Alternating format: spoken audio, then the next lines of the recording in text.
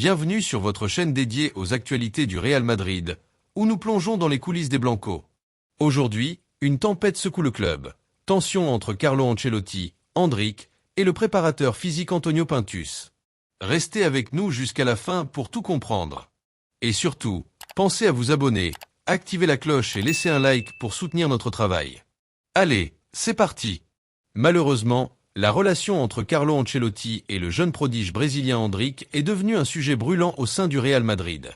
Tout a commencé lorsque l'entraîneur italien a informé Florentino Pérez, président du club, qui ne comptait pas sur Endrick cette saison. Une déclaration qui a laissé le joueur, déjà frustré de n'avoir disputé aucune minute lors des 5 derniers matchs, dans une grande détresse. Les propositions d'Ancelotti affirmant qu'Endrick doit encore s'adapter et progresser ont été perçues comme un coup de masse par le joueur, qui se sent désormais relégué et incompris. Dans le vestiaire, les critiques n'ont pas tardé à fuser contre l'entraîneur italien. Certains membres de l'équipe et de nombreux supporters l'accusent de mal gérer ce cas précis, en privilégiant exclusivement les mêmes joueurs et en ignorant les jeunes talents prometteurs. La gestion des rotations d'Ancelotti est devenue un problème majeur. Le manque de temps de jeu accordé à Endrick, même dans des situations où le Real Madrid mène largement au score, a suscité des interrogations. Comment un jeune joueur peut-il s'adapter s'il n'a pas l'occasion de prouver sa valeur sur le terrain? Mais ce n'est pas tout. Antonio Pintus, le célèbre préparateur physique du Real Madrid, se retrouve également dans l'œil du cyclone. En seulement 4 mois de compétition, près de 30 blessures ont été recensées dans l'équipe.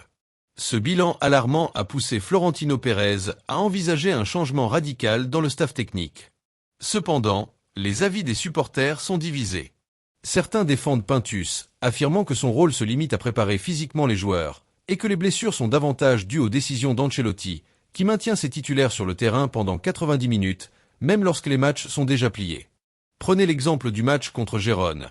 Malgré un avantage confortable de 3-0, Ancelotti n'a procédé à aucun changement pour ménager ses joueurs.